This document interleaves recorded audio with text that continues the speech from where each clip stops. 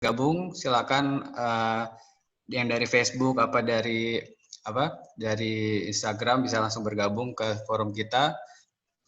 Oke, pertama-tama kayak mau mencoba menjelaskan tentang dari pihak penyelenggara. Yang pertama dari Guari Galeri. Guari Galeri adalah galeri buku foto dan penerbit independen yang terletak di Pasar Santa, yang dijalankan oleh Andi Ari Setiadi dan Karen Toshiko sejak tahun 2014. Hingga kini kurang lebih ada 30 judul buku foto sudah diterbitkan oleh Guari Galeri yang mengusung kisah visual personal atau visual base. Dan untuk Home sendiri, Home adalah independent bookstore yang terletak di Jogja, yang mengusung konsep Footloose yang bekerjasama dengan beberapa partner di beberapa kota di Indonesia dan juga beberapa tempat di luar juga, ada di Malaysia dan ada di Singapura, dan berdiri sejak tahun 2018 mensupport para independent publisher, baik itu base visual ataupun literasi. Ya, tanpa berlama-lama, mari kita langsung ke narasumber yang pertama, yaitu dari Adhika Nararia Wijaksana. Mungkin bisa dibuka itunya video, dan ya saya jelaskan dulu tentang Adhika ini sendiri. Ya, halo Adhika. Oke, Adhika ini adalah founder dan penerbit dan penulis dari Atlanta atau ATL yang bisa kita kenal di Instagram. Dan ATL ini mempunyai program yang menarik, yaitu berkaitan tentang keluarga. Selain dari bentuk buku, dia juga mengeluarkan dalam bentuk digital, yaitu podcast, yaitu di Spotify.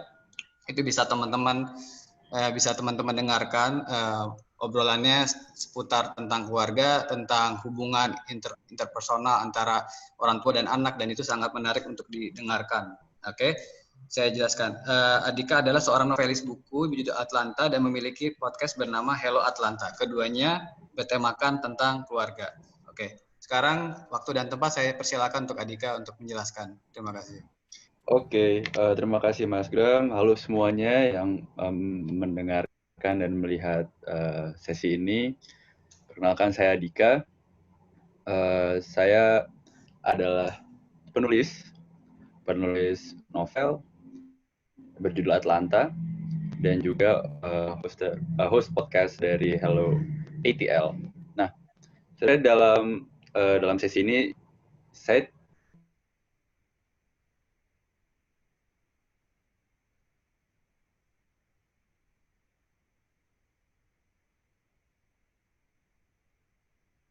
adalah dua tokoh yang ada di novel. Dan kenapa namanya ATL? ATL itu akronim dari About the Love and All About Life. Nah, alasannya adalah karena ini menyangkut tentang keluarga. Banyak sekali sahabat dan saudara yang mempunyai masalah keluarga, entah itu disfungsional keluarga atau tentang perceraian atau yang single parent, yang akhirnya menyebabkan itu merembet ke masalah mental health mereka. Dan masalahnya adalah setiap isu keluarga ini tidak pernah ada wadah untuk menampung cerita-cerita mereka. Entah memang tidak ada platformnya, atau mungkin memang tidak pernah berani untuk menceritakannya. Nah, kami berharap, saya dan tim berharap dengan adanya ATL ini, orang-orang lebih bisa menceritakan atau mengungkapkan kisah-kisahnya tentang keluarga, agar ke depannya orang bisa lebih aware tentang, lebih objektif tentang isu-isu yang ada di keluarga yang berdampak pada diri mereka. Tidak mencari benar dan salah, tetapi lebih melihat setiap sudut pandang dari keluarga-keluarga yang lain. Nah, ini sebenarnya tahun ini ada novel berjudul Atlanta, ada podcast judulnya Hello ATL, bisa dicari di Spotify dan Apple Podcast. Lalu tadinya kita akan launching YouTube channel berjudul ATL Talks, cuman karena masalah pandemi ini mungkin akan kita undur di akhir tahun 2020. Sedikit tentang novel, ada dua tokoh utama di sini namanya Gamal dan Clarissa. mungkin juga bisa dilihat di poster acara ini. Ceritanya sedikit bahwa sepasang kakak beradik ini menghadapi satu realita bahwa sang ayah menderita kanker stadium 4, lalu tiba-tiba sang ayah meminta dicarikan oleh kakaknya untuk dicarikan kehadiran istrinya atau ibu kandung dari kedua saudara ini. Saya tidak mau spoiler tidak mau spoiler banyak, tapi sedikit saya bisa jelaskan adalah cerita ini tidak mempunyai happy ending. Tapi buku ini secara teknis diterbitkan dalam 2 bahasa, Indonesia dan Inggris. Ini pure novel fiksi. Di buku ini diterbitkan oleh Inspo Kreatif. Dia adalah salah satu independent publisher dari Makassar, berpartner juga dengan Home Bookstore. Dan buku ini bisa ditemukan di media dan soon as possible akan ada di Aksara. Nah, berbicara tentang podcast, ini juga menjadi salah satu wadah yang saya bilang, wadah dalam bentuk siniar atau suara. Ini menjadi salah satu main thing dalam platform ATL ini. Sedikit data bahwa kami sudah ada 16 episode, sudah selama 3 bulan ini, macam-macam episode-nya, ada yang berbicara dengan psikolog, ada yang berbicara dengan para teman-teman yang ingin bercerita, atau dengan topik-topik in general about family. Rata-rata perempuan yang mendengar dan rentang usianya sekitar remaja menuju dewasa. Dan bagi kalian yang juga ingin bercerita tentang keluarganya, bisa follow di Instagram kami di @ATL_ID, atau bisa follow Spotify di Hello ATL. Ya, demikian presentasi singkat dari saya. Saya kembalikan ke Mas Gram. Terima kasih atas kesempatan dan waktunya. Oke. Waktunya belum habis ya Mbak Karen ya kayaknya. Oh, Mbak Karen mati ini. Oke. Ya terima kasih Dika. Mungkin saya mau ngasih pertanyaan buat saudara Dika tentang ATL. Apa sih yang membuat yang melatar belakangi sampai ATL ini bisa terwujud, atau apa sih yang membuat Dika bisa yakin bahwa ini bisa diterima di market? Satu hal yang pasti adalah kan melihat marketnya di wilayah Jabodetabek dulu ya. Saya yakin untuk wilayah Jabodetabek ini kebanyakan dari kita adalah mereka yang open-minded, berpendidikan, ya middle upper lah. Dan mereka adalah orang-orang yang gemar untuk menyuarakan apa yang dikeluhkan. Beda dengan generasi sebelumnya ya. Dan ini juga terlihat dari beberapa episode yang sudah saya upload, bahwa banyak dari mereka yang justru berinisiatif untuk menceritakan masalahnya. Dan ini baru di podcast, belum di YouTube channel ya. Jadi sebenarnya intinya adalah tentang bagaimana mereka ternyata ingin untuk bercerita selama ini, tetapi tidak pernah punya wadah yang tepat. Ataupun kalau punya, tahu di mana letaknya, itu mereka masih merasa berat untuk mengeluarkan biaya seperti itu. Oke. Dan saya lihat di beberapa podcast itu mendatangkan profesional juga ya, artinya psikolog, ahli, spesialis. Jadi memang teman-teman yang sharing di sini mendapatkan solusi ya, solusi artinya arahan dan sebagainya seperti itu ya. Benar, jadi nggak hanya sekedar cerita, tetapi memang tujuannya ketika orang mendengar itu juga mendapatkan penjelasan dari profesional gitu. Jadi nggak hanya asal cerita. Paling nggak mereka yang datang untuk mendengarkan podcast ini juga menambah ilmunya lah soal keluarga seperti itu. Oke. Thank you Adika penjelasannya dan waktunya. Oke, kita beralih ke narasumber kedua, yaitu Mbak Anissa Rahmatika Sari. Ya, halo semuanya. Halo semua. Ya, halo Mbak Anissa.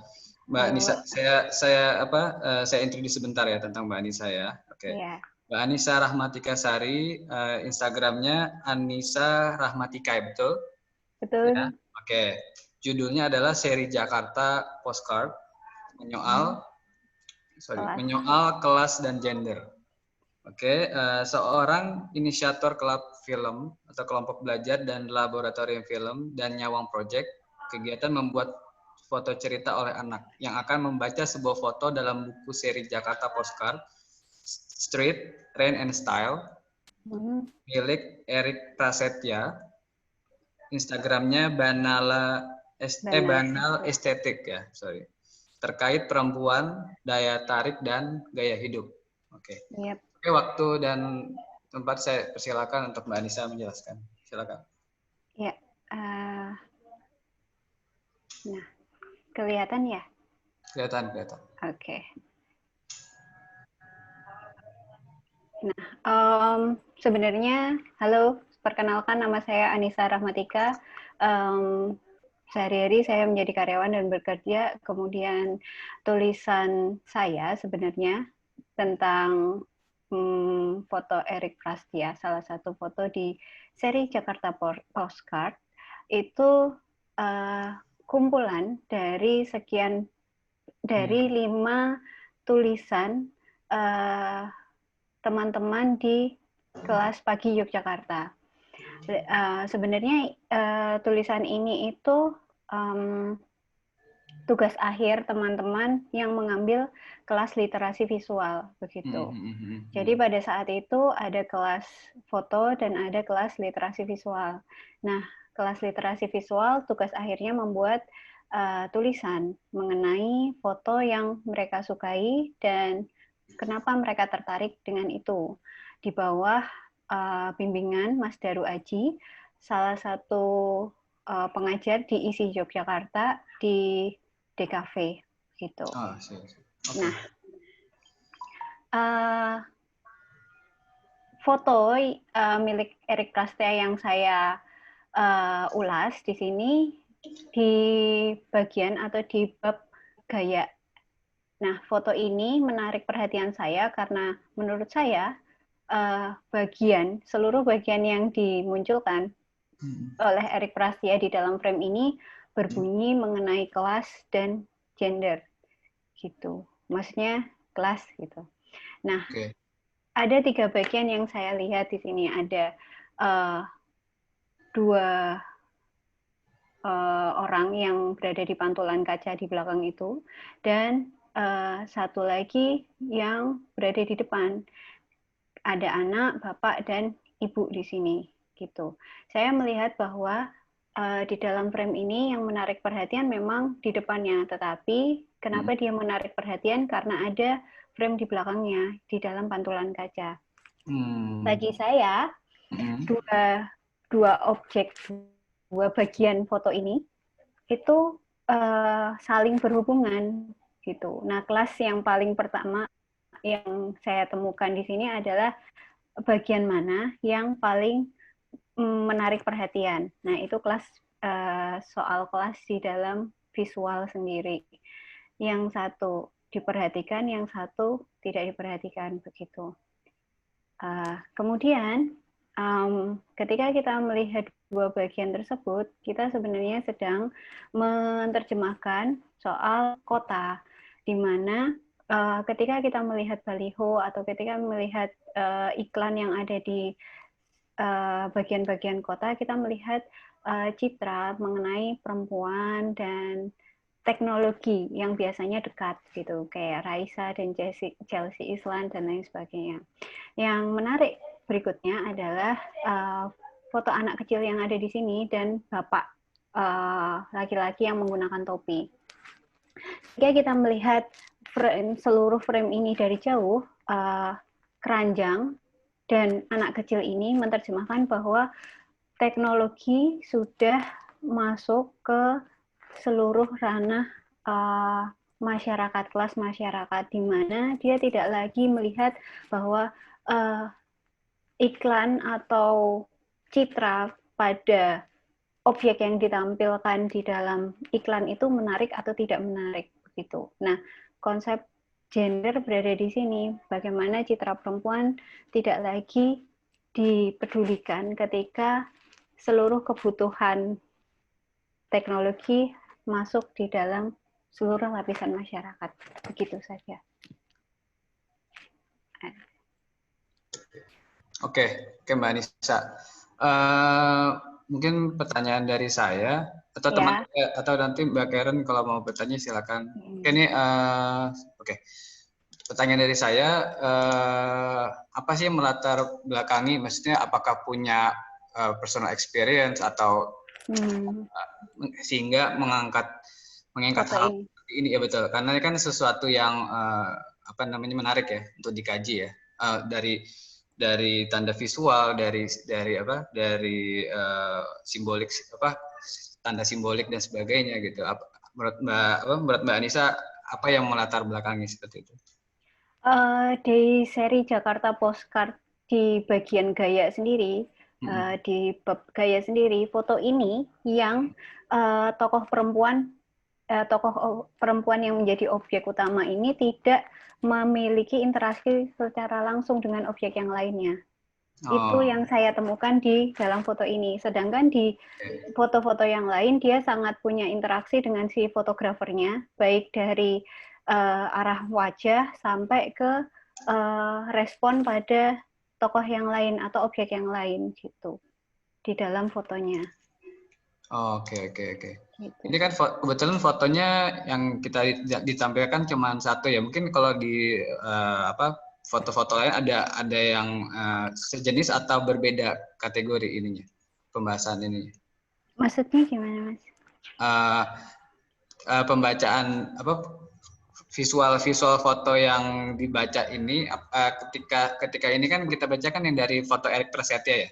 Iya. Nah, kalau dari fotografer lain atau itu juga ada yang pernah Mbak lihat seperti ini, maksudnya dengan studi kasus seperti ini? Sejauh ini saya baru pertama kali untuk membaca foto tuh baru fotonya Mas Erik. Nah, setahu saya yang saya lihat belum. Gitu. Belum baru ini, oke. Belum. Ketika saya melihat anak kecil berinteraksi dengan baliho dan objek yang dimunculkan di dalam baliho tersebut. Oke. Dan perempuan itu. Oke. Terima kasih Mbak Anissa untuk penjelasannya dan waktunya. Nanti kita lanjut ke pertanyaan selanjutnya nanti setelah narasumber selanjutnya. Oke. Terima kasih Mbak Anissa. Sama-sama. Oke. Sekarang kita berlanjut ke narasumber ketiga, yaitu Rais. Mungkin Rais bisa. Halo, Rais. Oke, ini Rais berlokasi di Bandung ya, Pak Rais ya? Sekarang di Bandung ya. Oke, saya jelaskan sedikit tentang Rais ya. Oke, Rais dengan akun Instagramnya MB20Fit Inc. yang menyajikan kreasi Bandung kepada dunia melalui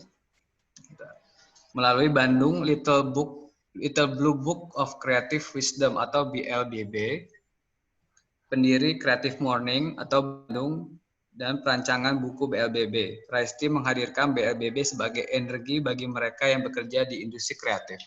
Oke. Untuk waktu dan tempatnya saya persilakan Rais untuk menjelaskan. Thank you. Okay. Pertama, I'm going to speak in English because I have a friend here from Bangkok. So hi Tom, thanks for joining. Tadinya mau pakai bahasa Indonesia tapi kan dia bisa ikut, jadi saya akan berubah halu. Saya akan share screen sebentar ya. Saya mute ya. Dan juga ada saudara saya yang jauh dari Inggris. Halo Koko. So thank you for joining everybody. Nama saya Rais and I'm the publisher of this book. Bandung's Little Book of Creative Wisdom.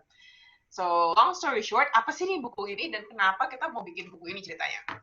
This is small, it's handy, and it's very savvy and it's very cute. Intinya, zaman sekarang buku itu kayak dying industry, I'm making it an Instagrammable, artsy kind of book, and Zen too.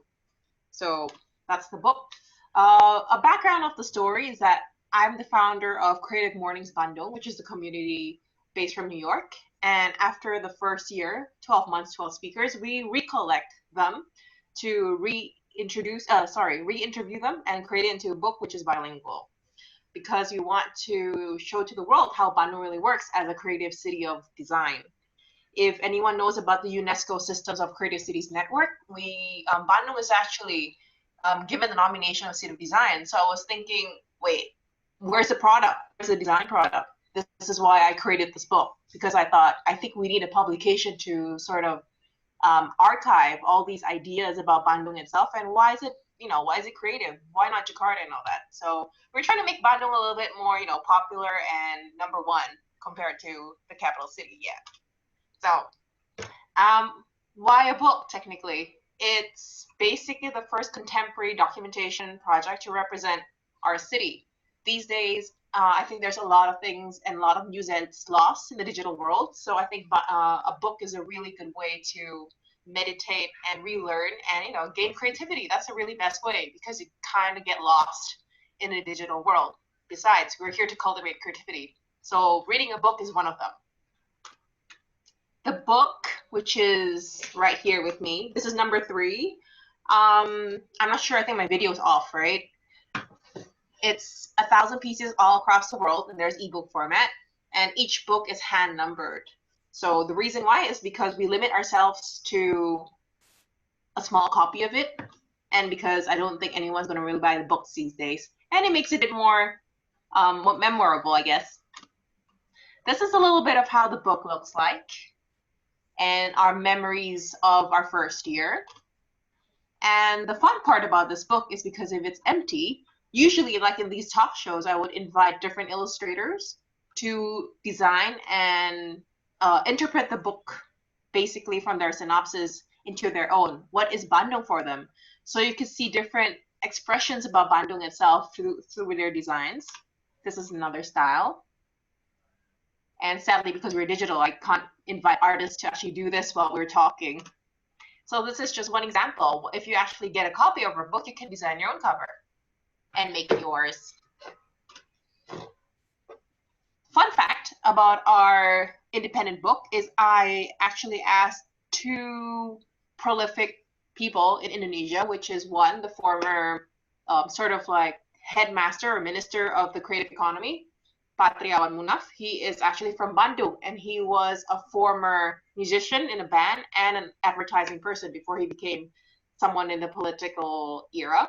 And the second one is our former city mayor and now turned governor for our province, Pak Ridwan Kamil or Kang Emil.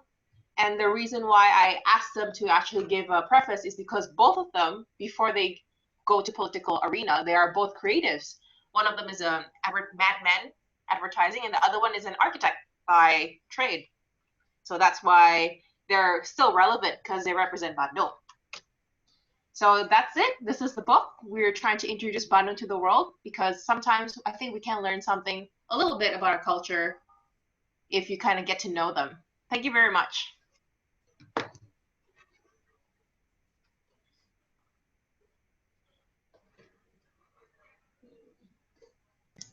Okay, Rice, thank you for your time and for explanation. Maybe I want to ask a little bit for you. How the response of Bandung people about this inspiring books? How the response? I mean, we actually haven't done anything. Graham, you should know. So we haven't done anything yet, because I think after we released in Jakarta, actually, it was the first, we did a book talk show in Kinokuniya, which is my favorite bookstore. And then we did an event in Universitas Pendidikan Indonesia. Okay. So that was really good, but it's more to students. So after that, the Corona happened. So we haven't really done any activation after that, except for more small speakers. But it's okay. We'll take it slow. I think I'm actually focusing this more on the international market, because I believe that we want to introduce Indonesia to the world. And then later, usually, sadly to say, our nation will need some kind of international recognition before they could, this book, I have to get it, in the local scene, in my opinion. Okay, and one more thing, do you have an idea or have a plan in the future to make not a book but like digital media for introduce this spirit to the world? I mean, like not only the book. Right. I think I have a new project with a friend of mine. We're actually creating a community and co-working space in Bandung, so we'll be making a new media for that. So it's separate to Creative Mornings Bandung, because there's a new host. Someone else is running it right now, which is Melvin, not me anymore. So that's on his jurisdiction. we'll be doing something else to introduce Bandung in a different way. Okay, and I like the spirit of this book. I mean, like to introduce the culture, the spirit, the people, and you done the good work. See, I think. Thank you very much. Thank you for the support. Okay. Thank you, Raz, for your time. Okay. Maybe we go to another speaker. Okay. Now the floor is Nazir Harith Fazila. Hello, Mr. yes. Hello, Nazir. We use bahasa ya? Iya. Oke. Kita saudara, jadi bahasa lah. Sedikit-sedikit lah ya. Oke. Oke, saya jelaskan tentang Nazir. Saya jelaskan sedikit. Saya sama Nazir itu pernah ketemu di Tinta Budi ya, Nazir ya? Iya. Itu tahun lalu ya? Kalau tidak salah ya? Tahun lalu. Ya, saya bertemu sama Nazir. Nazir adalah salah satu kreatif untuk untuk literasi ya di Malaysia, salah satu yang cukup berpengaruh lah ya untuk literasi ya. Nah, Nazir Harith Fazila dengan judulnya Kepentingan Penerbitan Berkala sebagai seorang manajer pemasaran jurnal Sefara, Instagramnya Jurnal Sefara, dan pemilik toko buku Tinta Budi, sama Instagramnya juga sama, teman-teman bisa cek di Instagram Tinta Budi juga, di Songsang Building ya Nazir? Ya, di Songsang Building. Songsang Building, yes. Nazir akan menceritakan kepada kita penerbitan berkala yang dilakukan Jurnal Sefara dalam menghimpun tulisan budaya dan sosial. Oke, Nazir, waktu dan tempat saya persilakan.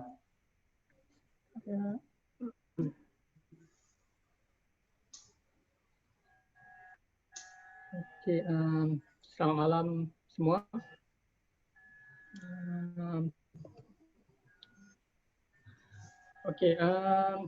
Nama saya Nazir Harith Fazila.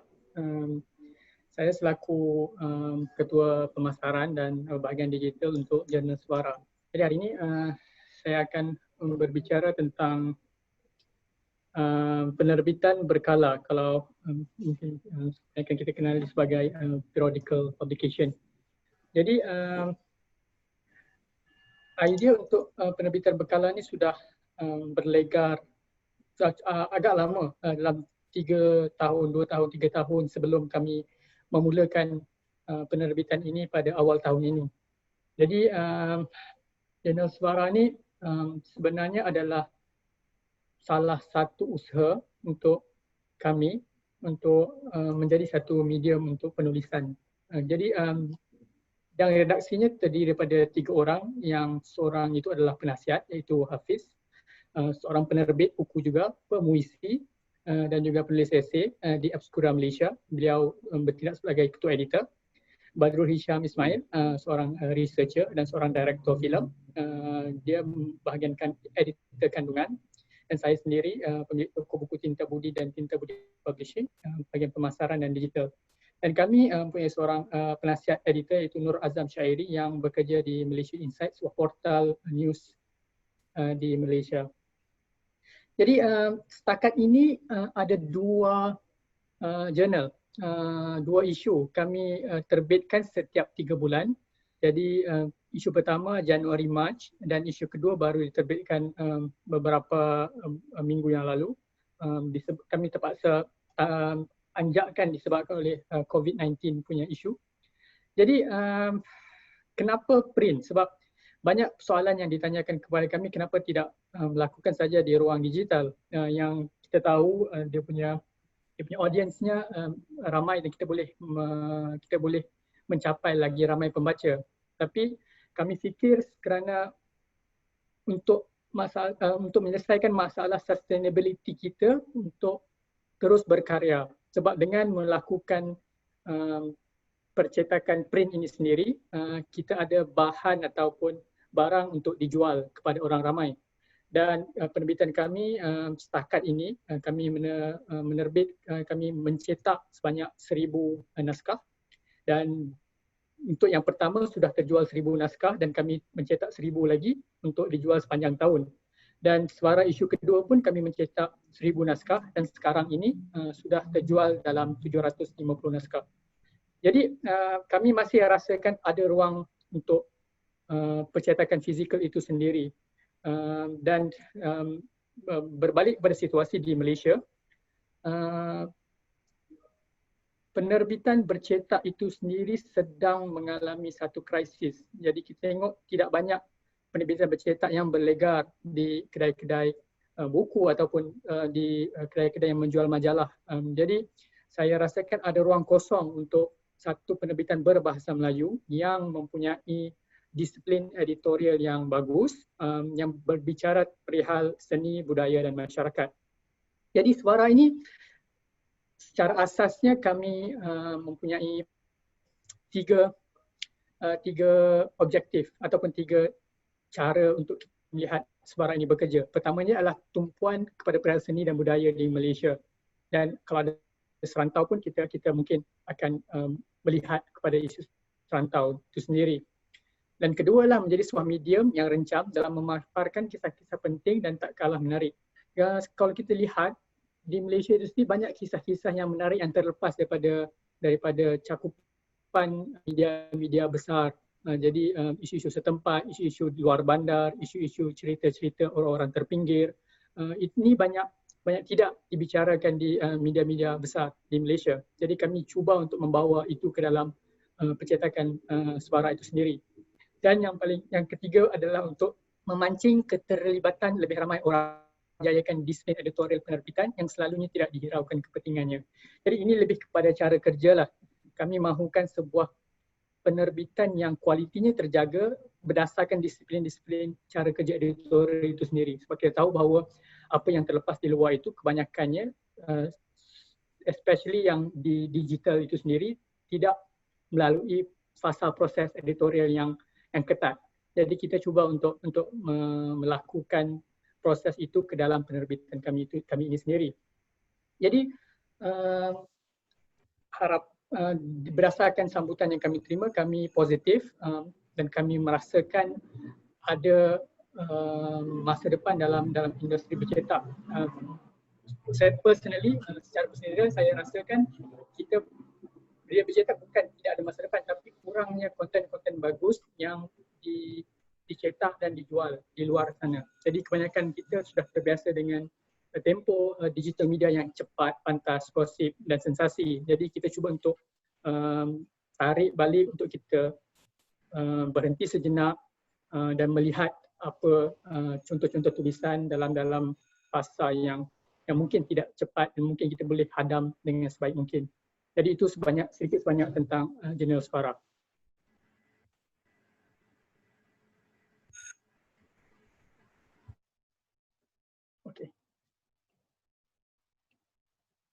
Oke, Nazir, thank you for your time.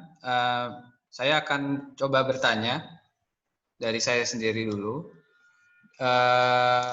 Kalau dari distribusi atau dari penyebaran jurnal Suara ini sudah di mana saja dan negaranya mana saja itunya? Okey, setakat ni kami ada di beberapa kedai di Kuala Lumpur macam Kinokuniya, Silverfish dan Gerak Budaya. Dan kebanyakan jurnal kami terjual melalui platform online kami itu sendiri.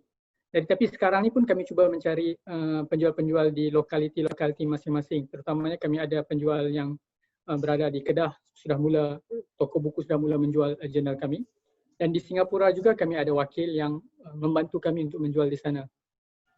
Oke. Tapi sebahagian besarnya daripada terus ke laman web kami, beli secara online. Oh, online, oke. Dan selama pandemi ini apakah ada pengaruh dari selling atau penjualan? Berdasarkan apa yang perbezaan yang saya nampak untuk isu pertama dan isu kedua, saya tak rasa ada perbezaan sebab walaupun banyak toko-toko buku tutup ataupun retail brick and mortar tutup, tapi sebab kami melakukan penjualan di atas talian kebanyakannya. Jadi perkara-perkara begini senang berlaku dalam konteks penjualan itu sendiri sebab kita faham yang bila orang tak boleh keluar, dia orang akan cuba untuk mencari sesuatu untuk dibeli di online. Jadi ini memudahkan kami menjual. Oke, dan terakhir berapa lama dalam pembuatan sebuah jurnal dalam satu isu itu berapa lama prosesnya? Prosesnya, cara kerja kami cuba untuk mencari bahan untuk setahun. Dan kami cuba untuk curate dalam satu isu itu berdasarkan tema-tema yang kami rasa sesuai. Jadi internally kami mempunyai tema untuk isu tersebut. Apa feature dia dan apa yang akan mengelilingi isu-isu feature itu sendiri. Jadi lebih kurang dalam proses editorial itu sendiri memakan masa dalam sebulan. Pengumpulan bahan tu berterusan sampai akhir tahun. Oke, Tuan. Oke. Mungkin yang teman-teman mau saya bisa kasih tahu, waktu saya ke Tinta Budi, saya ketemu sama Nazir juga, dan saya melihat jurnal ini ukurannya besar ya, Nazir ya, lumayan tidak kecil ya, agak lumayan ya. Ukurannya kami mengambil model macam New York London Review dan ya, jadi cukup dari segi visual atau dari segi itu dia cukup menarik lah untuk dilihat seperti itu. Dan ini ada pertanyaan dari Rais mungkin sebelum kita lanjut. Untuk Nazir, kalau kita bandingkan Jepang yang selalu naik jumlah cetak, apakah penting untuk dicetak untuk pasar Malaysia? Gimana? Saya ulangi ya. Yep. Untuk jurnal suara ini, kalau kita bandingkan Jepang yang selalu dalam setiap produksi cetaknya naik setiap waktu gitu ya, setiap tahun. Apakah penting di pasar Malaysia untuk mengikuti ritme itu seperti di Jepang dalam hal cetak atau print? Saya rasa penting untuk kita naikkan juga jumlah cetakan itu sendiri. Tapi ini semua akhirnya bergantung kepada demand market. Jadi semakin ramai orang tahu keujuan kami, jadi semakin ramai orang mau membeli. Jadi kita cuba adjust daripada sudut pembeli dengan bilangan pencetakan kami. Tapi kita tidak mencetak banyak supaya kita tidak menyimpan banyak stok. Jadi itu sulit untuk simpanan itu sendiri. Okay, Nazir, thank you so much for your time explanation. Kita lanjut ke narasumber selanjutnya, yaitu ke Mbak Teti Diana. Mungkin bisa dinyalain video dan mic-nya. Halo, Mas Gram. Halo Mbak Teti. Ya Mbak Teti ini stay-nya di Bandung juga ya Mbak ya? Iya, aku di Bandung. Nah, sama kayak Mbak Rais, sama kayak Mbak Rais itu di Bandung juga. Nah, ini Mbak Teti ini terakhir saya ketemu Mbak Teti itu di saya lupa event apa? Bandung Writers Festival. Oke, Bandung Writers Festival. Nah itu banyak publisher, banyak itu ya Mbak ya, sharing tentang literasi, tentang semangat dalam buku dan sebagainya. Oke, saya jelaskan tentang Mbak Teti sendiri ya. Mbak Teti Diana Ayu Novianti dengan Instagramnya Teti Diana dengan judul Zin Puisi Waktu Senggang. Bekerja sehari-hari sebagai spesialis media sosial dan freelance copywriter, Mbak Teti akan menceritakan zin puisinya yang diproduksi secara mandiri dengan sentuhan ilustrasi dari Malinda Septiani atau Instagramnya Indot. Oke, nanti teman-teman bisa lihat langsung di Instagram. Oke, waktu dan tempat saya persilakan untuk Mbak Teti untuk menjelaskan. Oke. Untuk teman-teman yang mau mengirimkan pertanyaan silakan ditulis di kolom komentar, nanti saya bacakan. Oke, silakan Mbak Teti. Oke, selamat malam teman-teman. Terima kasih atas kesempatannya. Perkenalkan saya Teti Diana Novianti. Kalau misalnya kalian bisa lihat di sini ada oleh Dan. Jadi Dan itu adalah nama pena saya dari nama panjang. Kebetulan kumpulan puisi ini saya buat tahun 2019 bulan Maret. Terus saya kolaborasi sama teman saya namanya Indot atau Malinda. Di dalam zin puisi ini ada 25 puisi, jadi total itu ada 30 halaman beserta ilustrasi. Nah, sebenarnya waktu pertama kali buat buku puisi atau zin puisi ini pingin menaikkan minat baca orang buat tertarik sama buku cetak, karena sebenarnya ini juga upaya saya sama teman saya buat melestarikan puisi itu sendiri gitu. Nah, di dalam zin puisi ini saya membicarakan soal kepasrahan dalam hidup. Kenapa kepasrahan? Karena di dalam puisi ini ada 25 puisi, tapi saya fokus dalam perjalanannya tulisan hanya ada dua sisi, yaitu yang kepasrahan dalam sisi negatif ataupun yang kontradiktif ataupun yang positif. Nah, di bagian zin puisi bagian belakang saya juga sebenarnya nyantumin bagian untuk pembaca biar ikut interaktif dalam zin puisi saya. Nah, zin puisi saya ini prosesnya cukup lumayan panjang, ya 3 bulan sampai 4 bulan lebih.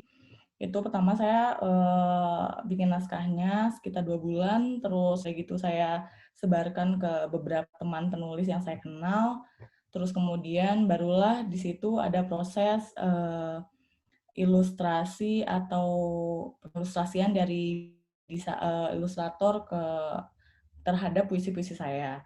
Nah, kebetulan saya pun riset dari masalah kertas, kayak kertas yang mau saya bikin bahannya kayak gimana, sampai proses percetakan pun saya sendiri, entah itu mulai dari penjahitan. Jadi ini bukunya kebetulan dijahitnya basic gini, saddle stitch.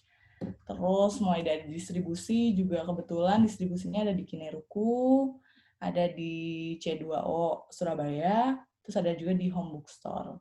Seperti itu. Terima kasih.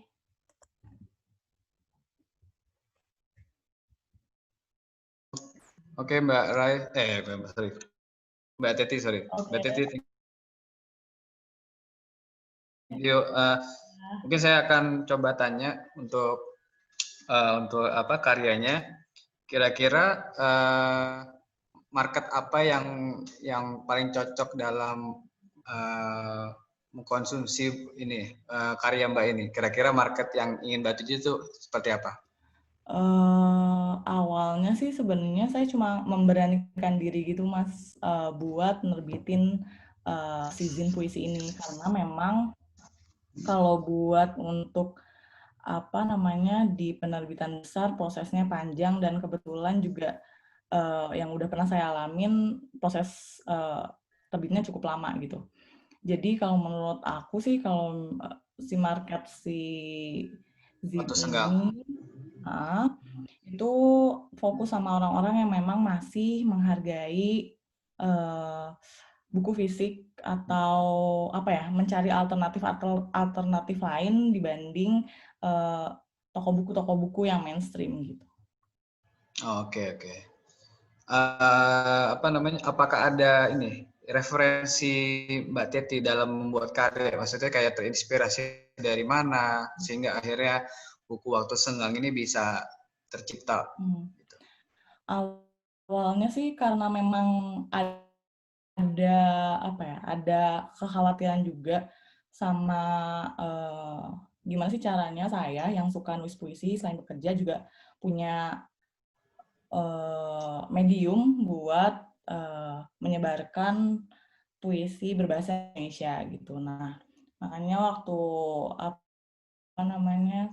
waktu buat ini juga referensinya macam-macam, entah itu dari zin-zin yang memang sudah ada di toko buku yang indie ataupun saya lihat referensi-referensi di Pinterest atau mungkin di desain seperti itu. Oke, untuk kedepannya apakah ada rencana untuk ditranslate ke Inggris? Ingin sih Mas sebenarnya, karena pinginnya menyebar si zin ini nggak cuma pakai bahasa Indonesia aja gitu, tapi memang ada cakupan biar menjangkau pasar lain. Oke. Waktu itu saya sempat bawa bukunya Mbak Teti ini ke Singapura sama Malaysia waktu itu, dan mereka interestnya pertama yang mereka lihat adalah ilustrasi visualnya yang pertama mereka lihat. Jadi karena ilustrasi cukup menarik dan secara visual memang bagus ya dan unik gitu, dan akhirnya mereka jadi tertarik untuk belajar bahasa Indonesia gitu loh. Itu yang mungkin nilai plusnya ya. Mungkin orang terpersuasif itu dari visual dulu, akhirnya mereka mau belajar untuk tekstual atau literasi base-nya itu. Kayak gitu. Oke, ini ada ada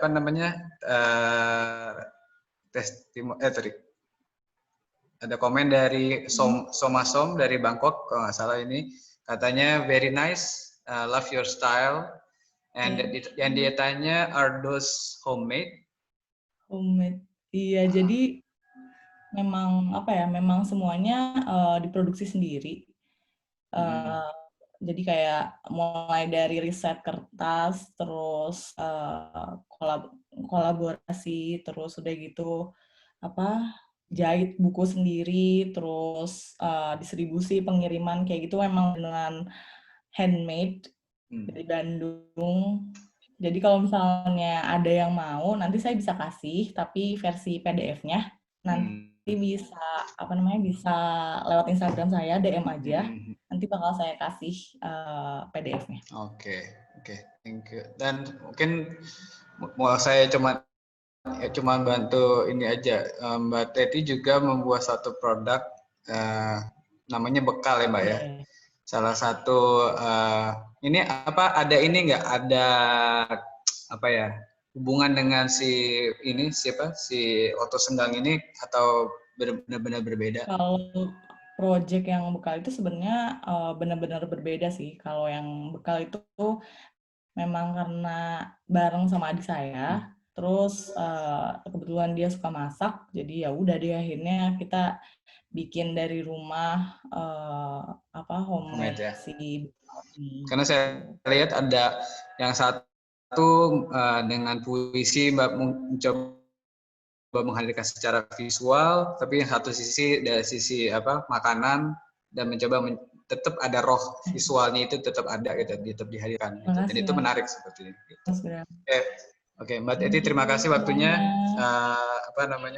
Ya, kita berlanjut ke narasumber selanjutnya, yaitu yang terakhir ke Miss Zafira Zain from Singapore. Hello. Can you show the video? Can you see? Boleh nampak? Thank you. Halo Zafira. Kalau jadi saya kalau tidak salah bertemu Zafira itu di Singapura ya? Art Book Fair. Ya. Art Book Fair. Oke, itu 2019. Betul. Last year ya. Oke, saya bertemu Zafira and Sheila. My co-editor Sheila ya. Sheila ya, oke. Zafira Zain mempunyai karya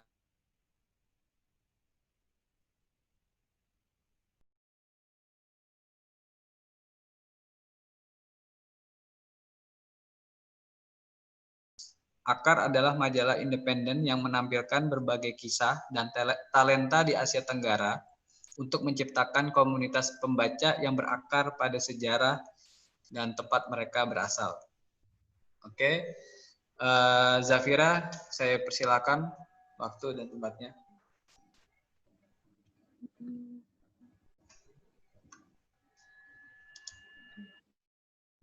Maaf ya, saya akan ngomong yang bahasa Inggris. So hi everyone. My name is Zafira. I'm the co-editor of Akar magazine. Actually, there's two other people on my team. My co-editor Sheila and our designer Zafir. So Akar magazine is an arts and culture magazine based in Singapore. We started 2 years ago. And we basically feature stories and histories from Southeast Asia through different forms of art and different forms of writing. So we accept poetry, photography, documentary, essay, interviews on a variety of topics. And the stories are not by us. We actually, for our first issue, we invited our friends and friends of friends and people we found on Instagram to contribute their writing and their art. And for our second issue, we did an open call. So whoever wants to submit a story based on the theme, we edit those stories and we curate those stories. So the title of our magazine is Akar, and I guess most of you already know that Akar in Malay, it means roots. So this idea of roots, I guess, encompasses our mission and why we started Akar. We wanted to sort of bring people back to their roots and the things that make people like human, all these similarities between us, such as like history, language, culture, nature, faith, our relationship with the environment, our relationship with other people. So we wanted to talk about these topics and bring it back into the public space, because we feel, especially in Singapore, I think in Southeast Asia, especially in Singapore, we are more disconnected from these things, because it's very, I think the modernity sort of cut our connection to all these important things, such as our culture and our language. So we wanted to bring that back and start a conversation, and also sort of represent Southeast Asia in the global stage, because we feel that globally in the media and in literature, there's not much recognition of Southeast Asia artists, of Southeast Asian history. No one really knows what is in Southeast Asia.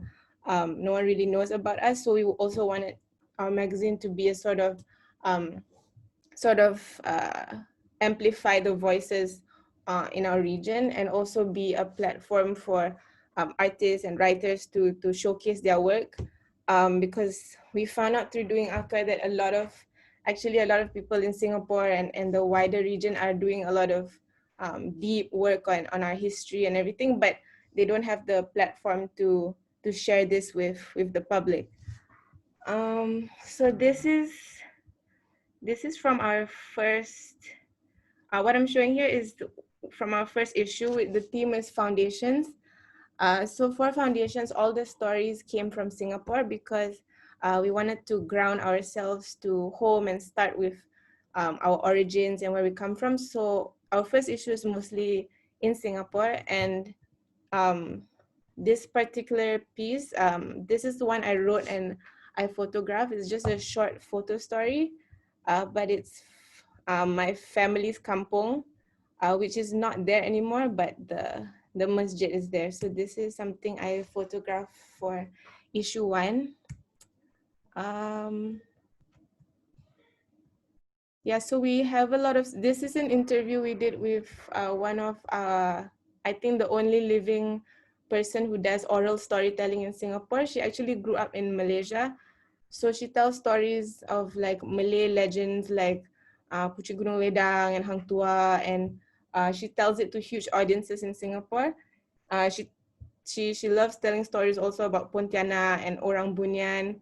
And interviewing her was really interesting and really tied to what we want to do, because her point of oral storytelling is to make people not so distracted, and for people to listen again and pay attention, and not be distracted by technology and their phones, and just listen to stories to understand different cultures and different people. So actually interviewing her, we learn a lot. But yeah, she's, I think, in Singapore, the only oral storyteller still practicing this art form.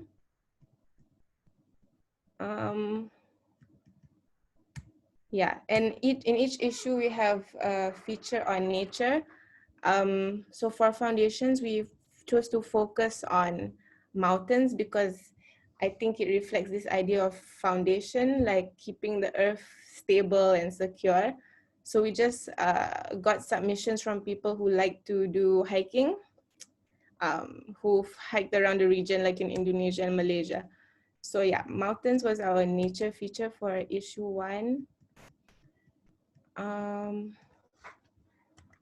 Yeah, I'll show you issue.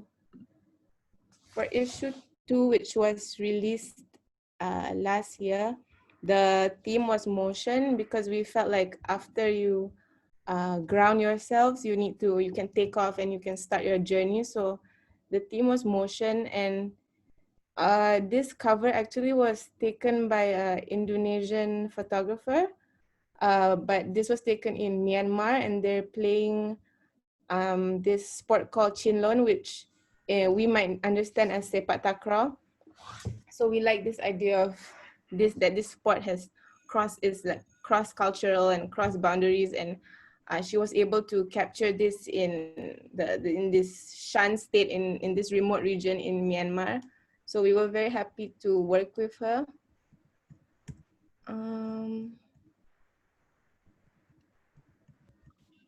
We also talked about this when talking about motion. We included this part about water because in the Nusantara region in the past, water was such a critical element. It was almost like a divine element, but now with the advance of like modern transport and everything, traveling by air or by land has overtaken water. So the significance of water in the Nusantaran region has declined. So this was a personal essay from a Singaporean who traveled to Aceh.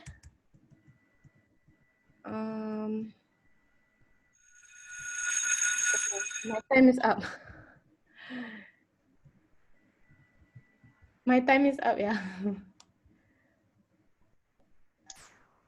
Your time is up, but you can skip to another picture. Okay. Yeah. I think that's all. I think maybe I can just say for this. Okay. So every issue. Maybe I can give you extra time after I give you question. It's okay. I just wanted to show some stories, but yeah, I'm done actually. Okay. Interesting explanation about this zine. Okay.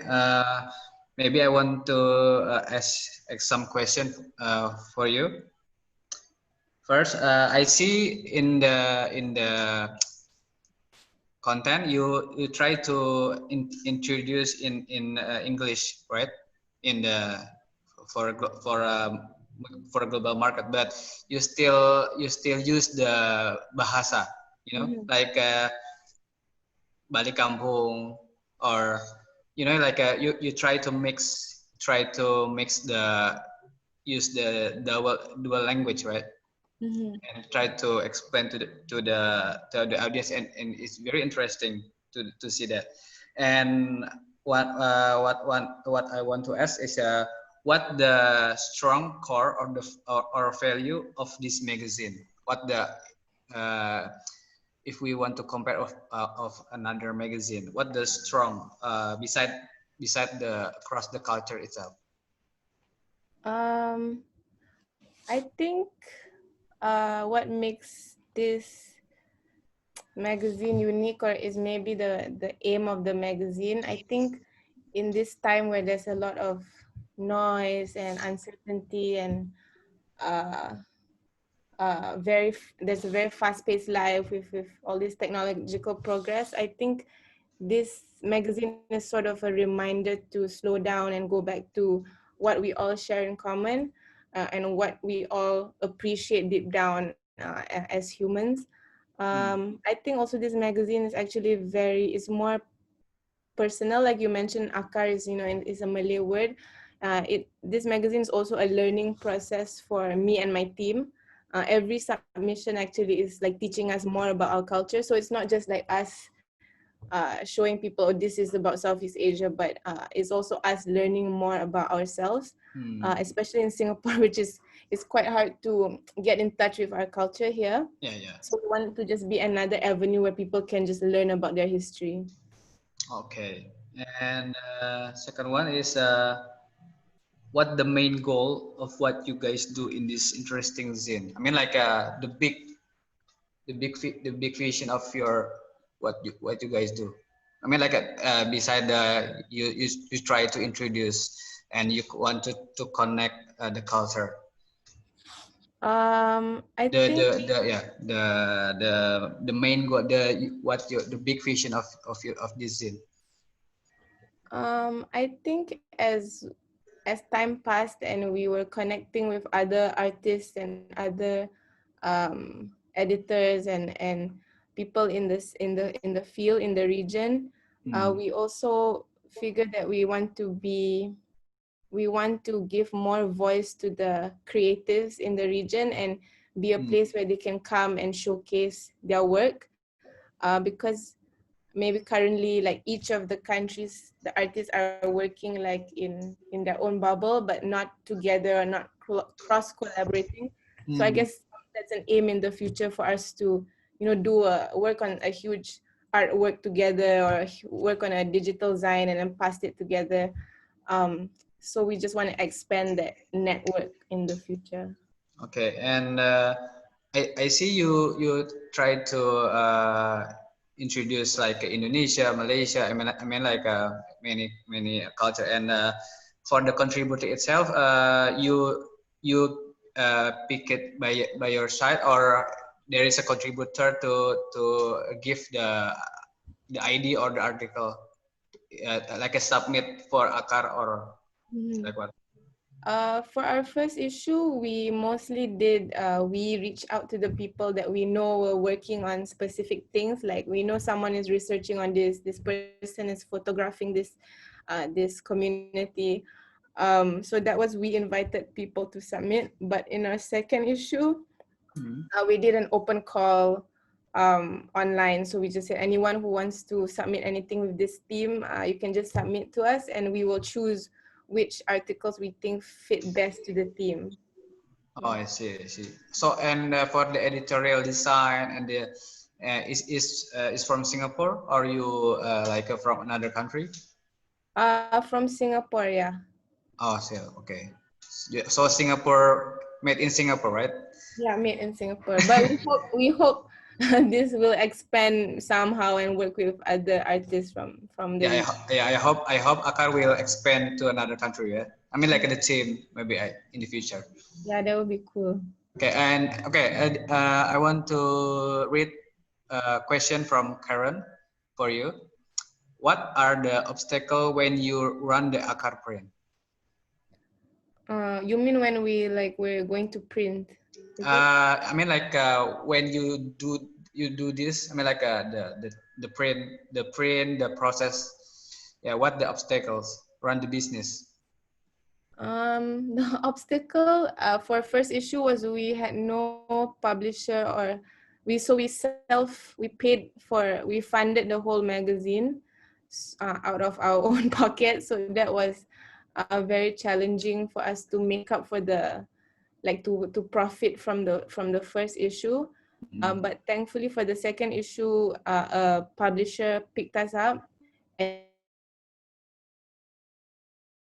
of a challenge that we did not need to worry about where to stock and do all the invoices and everything. We had a publisher do it.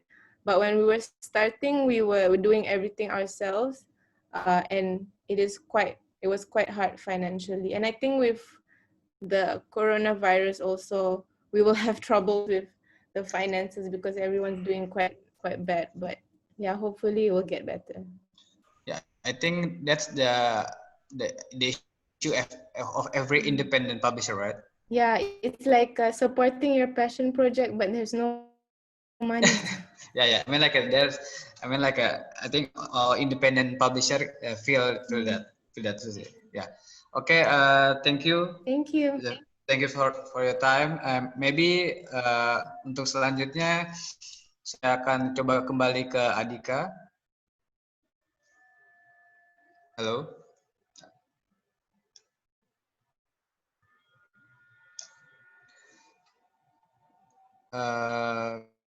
bisa kembali ke Adhika, maybe. Oke. Oke, untuk Adhika, thank you waktunya. Mungkin saya akan bertanya dari Karen, tapi mungkin bisa dijelaskan ke teman-teman biar mungkin lebih teman-teman bisa juga ikut dengar penjelasannya. Oke, dari Karen untuk Dika, dari semua cerita tentang keluarga dan relasi yang disiniarkan, apa benang merah yang Mas Dika dapatkan dari berbagai cerita yang ada? Oke. Dari 16 episode yang sudah tayang, benang merah yang didapatkan dari perspektif pribadi ya, jelas. Itu adalah setiap keluarga itu punya cerita yang berbeda. Nggak ada keluarga yang sempurna. Karena selama ini yang didapatkan kan banyak sekali, masih banyak orang yang suka mengeneralisasi tentang keluarga, tentang latar belakang keluarga. Padahal kan tidak sesimpel itu. Dan cukup kompleks, kayak ada orang tua yang bercerai karena selingkuh, ada orang tua yang sudah meninggal dari lama, belum pernah ketemu orang tuanya, dan nggak semua anak yang seperti kita ini mempunyai perasaan yang sama seperti anak-anak yang lain. Jadi itu jadi memperkaya setiap ceritanya, yang pada akhirnya selama ini saya menganggap bahwa ya setiap anak mempunyai perspektifnya sendiri tentang keluarga, mempunyai sudut pandangnya sendiri, dan semuanya punya masalah yang berbeda-beda. Tidak ada yang berat, tidak ada yang ringan, semuanya punya skalanya masing-masing. Oke. Lalu semoga bisa menjawab ya Mbak Karen atas penjelasan dari Adhika. Dan mungkin pertanyaan selanjutnya adalah dari Rice.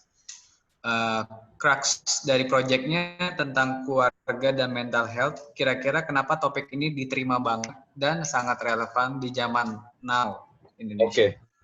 Ini perspektif pribadi juga. Jadi kalau kita lihat kan dengan adanya media sosial, mungkin ya setiap orang yang mempunyai media sosial ini mencoba untuk memvalidasi dirinya di society. Let's say kayak ingin diakui masyarakat, ingin dianggap di masyarakat, dan seringkali kita menemukan isu tentang awareness, mental awareness, dan suka ngomong yang I'm depressed, I'm sad, lalalala seperti itu. Tapi kenapa ini menjadi related dan pada akhirnya saya ingin mengangkat soal keluarga, karena kita jarang sekali untuk melihat ke akarnya. Kita jarang sekali melihat sebenarnya dia anak-anak ini atau kita diajarkan seperti apa, lingkungan keluarga seperti apa. Mungkin kita yang punya masalah seringkali ceritanya tentang pendidikan, tentang romance, tentang ekonomi, tapi sebenarnya deep down yang akar utamanya adalah sebenarnya keluarga. Dan inilah yang sebenarnya harusnya di brought up dan diceritakan agar orang-orang nih atau kita yang masih struggle untuk menceritakan isu yang paling dalam tuh mau untuk pelan-pelan membuka diri tentang masalah keluarga. Tapi saya juga selalu mengingatkan kepada mereka bahwa ini bukan aib, karena seringkali mereka enggan untuk cerita karena tadi saya bilang itu karena aib. Ini bukan aib, tetapi lebih untuk membantu diri mereka sendiri untuk bisa lebih lega atau punya ruang untuk bisa cerita. Tapi ini menyangkut sama apa yang terjadi, sangat related sama sekarang sih, sangat-sangat related. Oke. Mungkin pertanyaan selanjutnya, adakah perbedaan ketika sebelum ada ATL dan sesudah ada ATL dari respon teman-teman, atau bagaimana teman-teman merespon terhadap platform ini atau spirit ini ya yang selama ini sudah diterima ya dari Atlanta itu sendiri? Sesuai gambaran, sesuai bayangan juga kalau semua orang sekarang pelan-pelan ya selama 3 bulan ini mulai berani speak up tentang keluarganya, berani sharing, berani menceritakan tentang nggak malu untuk menceritakan masa lalu dia dan keluarganya. Itu hal yang baik, hal yang bagus.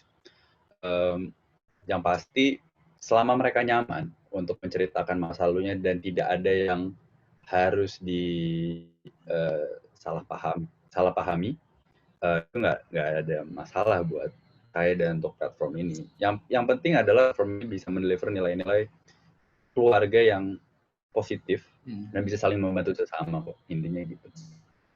Oke. Dan apa sih visi atau big goal-nya dari Atlanta ini sendiri untuk kedepannya? Maksudnya selain untuk sebagai wadah atau platform buat audiens atau teman-teman yang ingin menceritakan tentang ininya apa permasalahannya atau sharing tentang apa yang dirasakannya. Ada short term vision sama long term vision sih. Short term visionnya mungkin untuk sementara orang lebih aware. Ada platform untuk bisa menemukan unek-unek tentang keluarga. Long term visionnya ya semoga berhasil dan beberapa tahun itu adalah bahwa let's say ini bisa didengarkan di satu Indonesia dan orang-orang bisa lebih objektif tentang keluarga. Jadi banyak faktor kayak dari faktor budaya, faktor wilayah juga kan nggak mungkin semuanya keluarga yang tinggal di Jabodetabek sama tinggal yang di Bali atau tinggal di Kalimantan, tinggal di Sulawesi itu tidak sama cara mereka menanamkan nilai-nilai kepada generasi-generasi berikutnya. Yang diharapkan adalah lebih kepada kita yang mendengar dan interest dengan topik keluarga itu bisa lebih objektif sih. Dan bisa belajar dengan keluarga satu sama lain dan diharapkan bisa ya mungkin menambah network juga, bisa berkembang setiap anak yang punya masalah yang ada di keluarganya sih. Oke. Thank you Adika untuk waktunya. Sama-sama. Kita lanjut ke Nazir.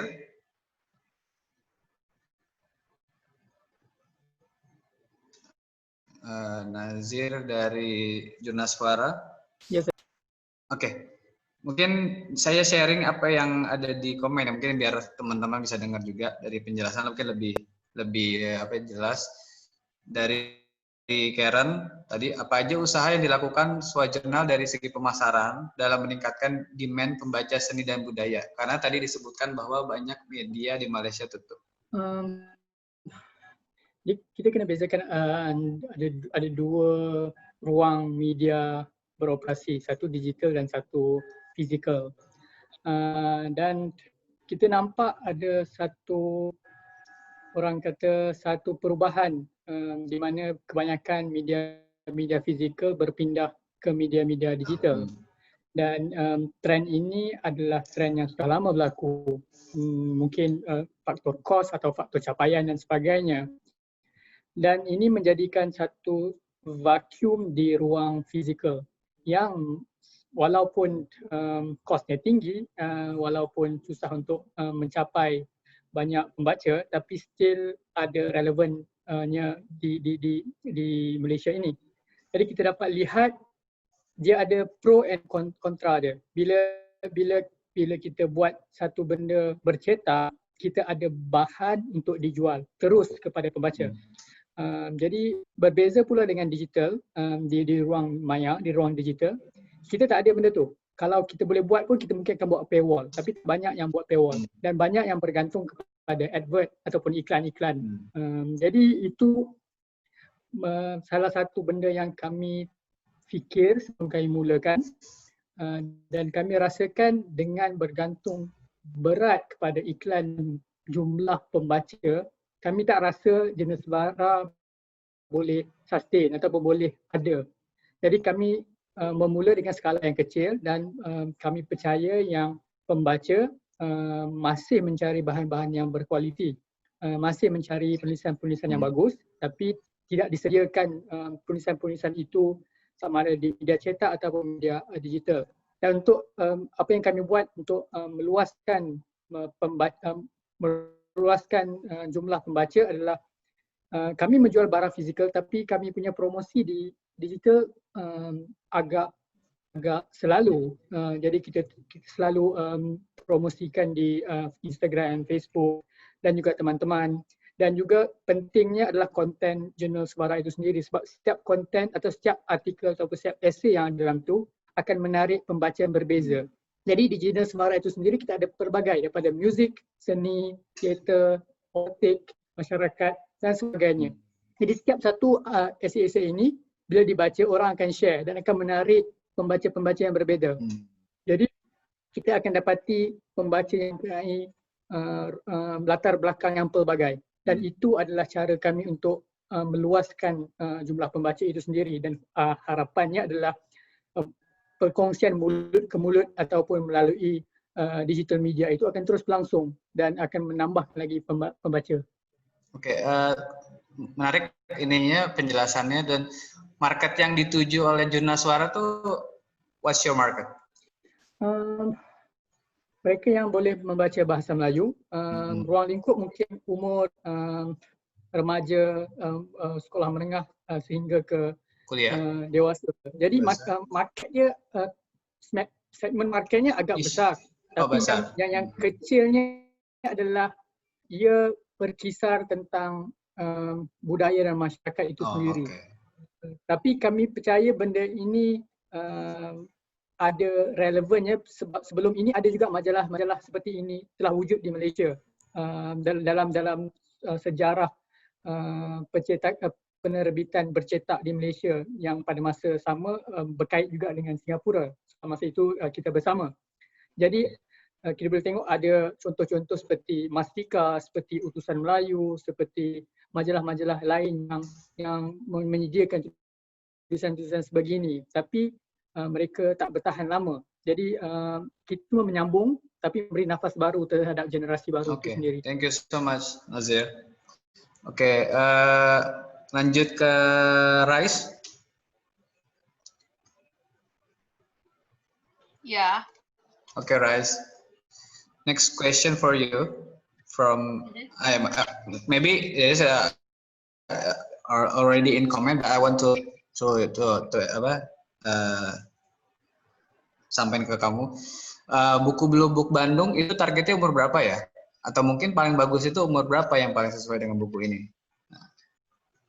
Singkat aja. Berarti bahasa Indonesia aja ya. Buku yang sesuai mudah sih karena bukunya sangat top. Jadi otomatis yang tertarik dengan industri kreatif, kopi, koneksi, komunitas, dan kreativitas berarti mungkin dari umur 16 aja udah bisa menikmati buku ini.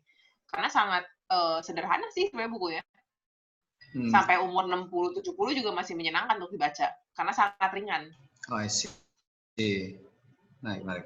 Tapi dari demand yang sudah ada, banyaknya memang dari young people atau yang mature atau yang mana? Yang untuk saat ini belum bisa kita data ya. Belum bisa ya. Karena kita belum bergerak seperti banyak, tapi dengan friends to friends itu ya dari situ circle ya. Dan juga dari speakernya sendiri mereka juga beli beberapa edisi buat mereka sendiri, mungkin buat bagi-bagi atau portfolio mereka sendiri juga sebenarnya. Jadi digunakan untuk barometer seperti itu. Oke. Karena banyak yang juga beli karena nostalgia juga ya. Mungkin ada orang-orang Bandung yang sudah tidak di Bandung dan dia nostalgia kembali dengan apa yang ada di Bandung ya, Rais ya. Seperti itu ya. Dan speakernya, dan ini kan sebenarnya it's a yearbook dari komunitas kita sendiri, jadi otomatis yang tertarik yang ada muka mereka di buku itu yang bisa dicoret-coret juga gitu loh, kayak buku tahunan aja. Iya, sure. Ekspresi diri ya, betul. Iya. Personal. Oke, Rais, thank you so much. Oke, karena thank you teman-teman atas waktunya, mungkin karena keterbatasan waktu. Jadi sepertinya dalam beberapa menit lagi akan kita tutup acara ngobrol 5 kali ini dari Home dan Guari Galeri. Semoga event seperti ini bisa terus berlanjut ya, tidak hanya sampai di sini doang. Dan terima kasih untuk para narasumber yang sudah berkarya, sudah membuat suatu produk yang inspiring, yang mencoba menceritakan dengan berbagai latar belakang, narasi, budaya, dan ID-ID-nya. Semoga itu semua bisa diterima di market masing-masing dan yang terpenting bisa membawa social impact bagi society itu sendiri. Ya, oke. Mungkin bisa dinyalain videonya, mungkin kita akan coba untuk foto bareng. di akhir sesi bareng-bareng semua. Mbak Karen mungkin bisa di-unmute, suaranya bisa coba bergabung. Oke. Oke. Oke, kita akan foto bareng ya.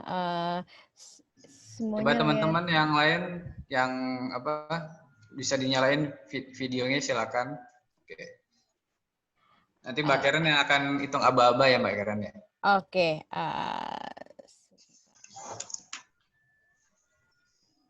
Oke, kita hitung. Oke. Ya. 1, 2. Oke. Thank you semua. Terima kasih banyak. Thank you for your time. Adika, Anissa, Rahmatika, Raisti, thank you so much. Nazir from Malaysia, Mbak Titi Diana, thank you.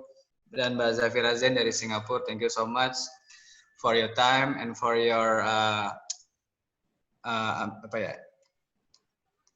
story yang sangat bagus gitu untuk setiap ceritanya gitu. Thank you so much Mbak Karen dan Mas Ari, thank you sudah menjadi fasilitator yang baik untuk teman-teman buat bisa saling cerita.